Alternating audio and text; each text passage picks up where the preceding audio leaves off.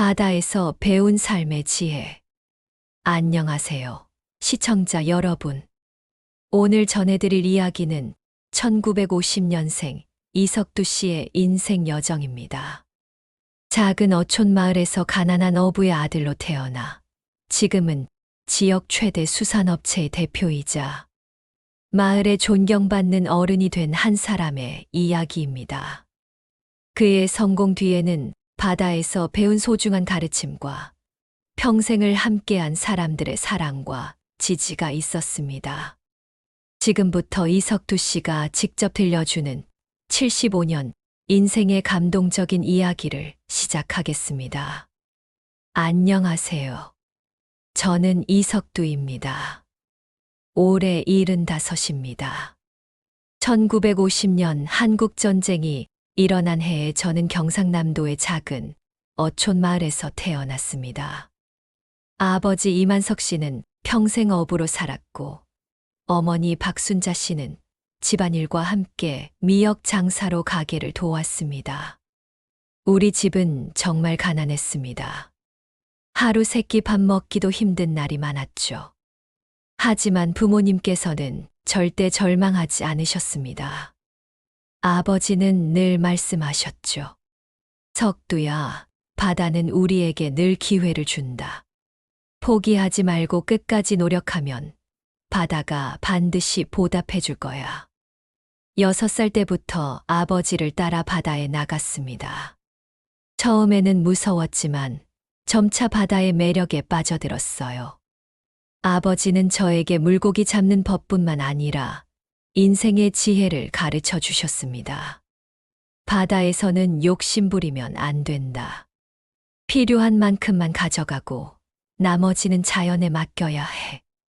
어머니는 비록 그를 모르셨지만 세상에서 가장 현명한 분이었습니다. 제가 10살 때 학교에서 친구들에게 놀림을 받고 울면서 돌아온 적이 있었어요. 우리 집은 왜 이렇게 가난해? 하며 투정을 부렸죠. 어머니는 저를 끌어안으며 말씀하셨습니다. 석두야, 지금은 가난하지만 마음만은 부자로 살자. 남을 미워하지 말고 고마워할 줄 아는 사람이 되어라. 그러면 언젠가 너도 많은 사람들에게 도움을 줄 수 있는 사람이 될 거야. 그때는 무슨 말인지 잘 몰랐지만 지금 생각해보니 어머니의 그 말씀이 제 인생의 나침반이 되었습니다. 15살이 되던 해, 큰 시련이 찾아왔습니다.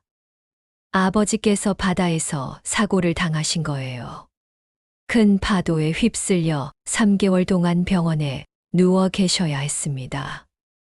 갑자기 가장이 된 저는 학교를 그만두고 본격적으로 바다로 나갔습니다. 하지만 경험이 부족한 15살 소년이 혼자 바다에서 생계를 꾸려나가기는 쉽지 않았어요. 그때 저를 도와준 사람이 마을의 김정호 아저씨였습니다. 정호 아저씨는 마을에서 가장 실력 있는 어부였는데 저를 자신의 배에 태워주시며 온갖 기술을 가르쳐 주셨어요. 석두야, 내 아버지는 이 마을에서 가장 성실한 사람이었다. 그런 아버지의 아들이니까 너도 분명 잘할 거야. 하지만 바다에서만 살 생각하지 말고 더 큰 꿈을 가져봐라. 정호 아저씨의 격려 덕분에 저는 다시 용기를 얻었습니다. 낮에는 바다에서 일하고 밤에는 마을 이장님이 운영하는 야학에서 공부를 계속했어요. 특히 제게 큰 영향을 준 사람이 이장님의 딸인 최영희 씨였습니다. 서울에서 교육을 받고 마을로 돌아온 영희 씨는 야학 선생님이 되어 저희에게 글을 가르쳐 주셨어요.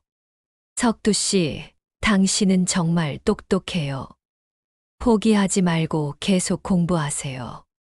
언젠가 이 지식이 큰 도움이 될 거예요. 영희 씨의 격려는 제게 큰 힘이 되었습니다. 그리고 사실 그때부터 영희 씨를 좋아하기 시작했어요. 하지만 가난한 어부인 제가 감히 꿈꿀 수 있는 상대가 아니라고 생각했죠. 20살이 된 저는 결심했습니다. 더 이상 가난에 안주하지 않겠다고요. 김정우 아저씨께서 추천해 주신 부산의 대형 어선에 들어가기로 했습니다. 석두야, 큰 바다로 나가봐라. 그래야 큰 사람이 된다. 부산에서의 생활은 정말 힘들었습니다. 새벽 3시에 일어나서 밤 10시까지 일했어요. 하지만 저는 포기하지 않았습니다. 어떤 일이든 최선을 다했고 선배들에게 배울 점이 있으면 적극적으로 물어봤어요. 그러던 중 제게 기회가 찾아왔습니다. 선박 기관에 대해 공부할 기회가 생긴 거예요. 회사에서 유능한 젊은 직원들을 선발해서 기술 교육을 시키는 프로그램이었습니다. 밤늦게까지 공부하며 기관사 자격증을 땄습니다. 그러자 급여도 오르고 회사에서의 인정도 받기 시작했어요. 25살이 되던 해 저축한 돈으로 작은 중고 어선을 하나 샀습니다. 이제 남의 배가 아닌 제 배를 가진 거였어요. 그때의 기쁨은 지금도 잊을 수 없습니다. 고향의 소식을 전하자 부모님께서 정말 좋아하셨어요. 특히 어머니는 전화로 우시며 말씀하셨죠. 우리 석두가 이렇게 대견할 수가. 내 아버지가 정말 자랑스러워 하신다. 배를 산 지 2년 후 저는 용기를 내어 최영희 씨에게 마음을 고백했습니다. 그때 영희 씨는 마을 초등학교 교사가 되어 있었어요. 영희 씨, 저는 비록 가난한 어부지만 당신을 정말 사랑합니다. 제게 기회를 주시면 평생 행복하게 해드리겠습니다. 놀랍게도 영희 씨도 저를 좋아하고 있었다고 했어요. 석두 씨의 성실함과 노력하는 모습을 보며 감동받았어요. 함께 행복한 가정을 만들어요. 1982년 저희는 결혼했습니다. 마을 전체가 축하해주는 따뜻한 결혼식이었어요. 김정우 아저씨께서는 주례를 맡아주시며 이런 말씀을 하셨습니다. 석두는 바다에서 배운 인내와 성실함으로 이 자리까지 왔습니다. 이제 좋은 아내를 만나 더 큰 성공을 이룰 것입니다. 결혼 후 아내 영희의 지혜가 큰 도움이 되었습니다. 아내는 제안했어요. 여보, 우리 어선 한 척으로만 만족하지 말고 다른 어부들과 협동조합을 만들어 봐요. 함께하면 더 큰 일을 할 수 있을 거예요. 아내의 제안을 받아들여 마을의 젊은 어부들과 함께 푸른바다 어업 협동조합을 만들었습니다. 처음에는 5척의 배로 시작했지만 점차 규모를 키워나갔어요. 협동조합의 성공 요인은 신뢰였습니다. 모든 수익을 투명하게 공개하고 이익을 공정하게 나누었어요. 또한 어부들의 안전을 최우선으로 생각했습니다. 1985년과 1987년에 각각 아들 민수와 딸 지혜가 태어났습니다. 가정의 행복과 사업의 성공이 동시에 찾아온 거였어요. 1990년대 초 큰 위기가 찾아왔습니다. 외국 어선들의 남획으로 어획량이 급감한 거예요. 많은 어부들이 절망했지만 저는 이것을 새로운 기회로 봤습니다. 아내와 상의 끝에 큰 결정을 내렸어요. 단순히 물고기만 잡는 것이 아니라 가공과 유통까지 하는 종합수산업체로 전환하기로 한 거였습니다. 여보, 위험하지 않을까요? 영희야, 바다에서 배운 게 있어. 큰 파도가 올 때는 피하는 게 아니라 정면으로 맞서야 해. 그래야 살아남을 수 있어. 은행에서 큰 돈을 빌려 수산물 가공 공장을 지었습니다. 처음에는 정말 힘들었어요. 빚더미에 앉아 밤잠을 이루지 못하는 날이 많았습니다. 하지만 포기하지 않았습니다. 직접 서울과 부산의 시장을 돌며 바이어들을 만났어요. 우리 제품의 품질과 신선함을 강조하며 판로를 개척했습니다.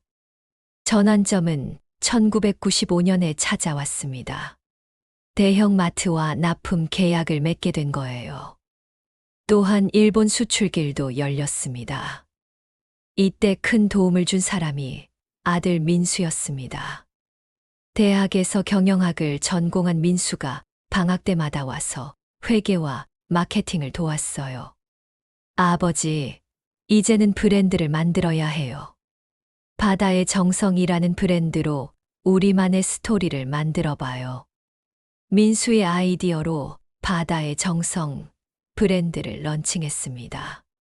3대째 어부 가문의 전통과 정성을 담은 이야기가 소비자들의 마음을 움직였어요. 2000년대에 들어서면서 회사는 크게 성장했습니다. 직원이 200명이 넘는 지역 최대 수산업체가 되었어요. 하지만 성공할수록 어머니의 가르침이 생각났습니다. 마음만은 부자로 살자. 남을 도울 줄 아는 사람이 되어라. 저는 마을에 장학재단을 설립했습니다. 가난해서 공부를 포기하려는 아이들을 도우려 했어요. 또한 마을의 어르신들을 위한 복지관도 지었습니다. 김정우 아저씨는 이미 연세가 많으셨지만 여전히 저를 아껴주셨어요. 석두야, 내가 이렇게 성공해서 마을을 돌아보니 정말 기특하다. 내 부모님께서 천국에서 얼마나 자랑스러워 하실까. 2005년 아들 민수가 대학을 졸업하고 회사에 본격적으로 합류했습니다. 새로운 아이디어와 젊은 감각으로 회사를 더욱 현대화했어요. 아버지, 이제는 온라인 쇼핑몰도 만들어야 해요. 그리고 체험 프로그램도 개발해서 도시 사람들이 우리 마을에 놀러 올 수 있도록 해봐요. 딸 지혜는 서울에서 영양사가 되었지만 주말이면 꼭 고향에 와서 회사 일을 도왔습니다. 특히 신제품 개발에 탁월한 아이디어를 제공했어요. 아빠, 요즘 사람들은 건강을 중시해요.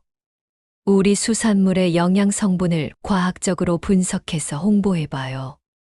가족의 협력으로 회사는 더욱 발전했습니다. 2010년대는 회사의 또 다른 도약기였습니다. 아들 민수가 대표이사가 되고 저는 회장으로 물러났어요. 하지만 여전히 새벽마다 바다에 나갔습니다.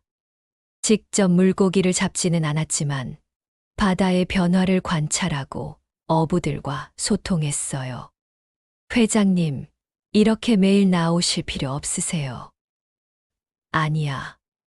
바다를 떠나면 내가 누군지 잊어버릴 것 같아. 바다가 나를 만들어준 거니까. 이 시기에 가장 보람찬 일은 마을 청년들에게 일자리를 만들어준 것이었습니다. 많은 젊은이들이 도시로 떠나는 상황에서 저희 회사가 고향에 머물 수 있는 이유를 만들어준 거죠. 또한 지속 가능한 어업을 위해 바다 환경 보호에도 힘썼습니다. 지어 방류 사업을 하고 바다 청소 캠페인도 정기적으로 실시했어요. 우리가 바다로부터 받은 은혜를 다음 세대에게도 물려줘야 해. 2015년 정부에서 자랑스러운 수산인상을 받았습니다.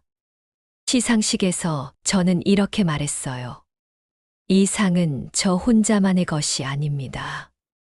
저를 키워주신 마을 어른들, 함께 일해준 직원들, 그리고 평생 저를 지지해준 가족들의 상입니다. 코로나19라는 전 세계적 위기가 찾아왔지만 저희 회사는 오히려 기회로 만들었습니다. 온라인 판매가 급증했고 건강한 수산물에 대한 수요가 늘어났어요. 75세가 된 지금 저는 대부분의 경영권을 자녀들에게 넘겼습니다. 하지만 여전히 젊은 어부들을 가르치고 마을 발전을 위해 일하고 있어요. 최근에는 자서전을 쓰고 있습니다. 제 경험담이 다른 사람들에게 도움이 되길 바라면서요. 할아버지, 성공의 비결이 뭐예요? 손자가 물어봤을 때 저는 이렇게 답했습니다. 첫째, 절대 포기하지 마라. 바다는 인내하는 자에게 보답한다.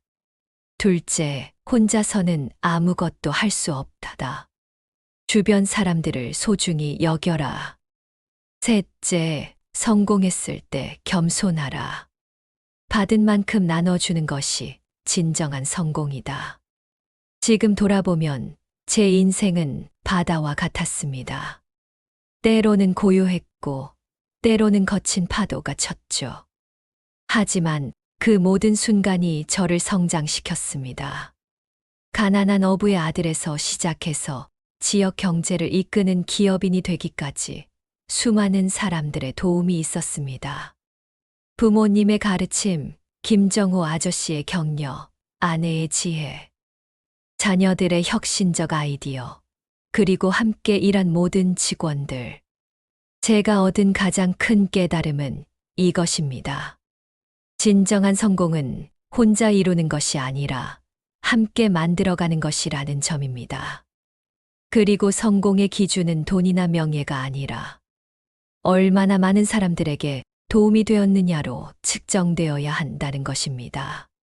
앞으로 남은 시간 동안 저는 더 많은 후배들을 키우고 마을의 발전을 위해 헌신할 것입니다.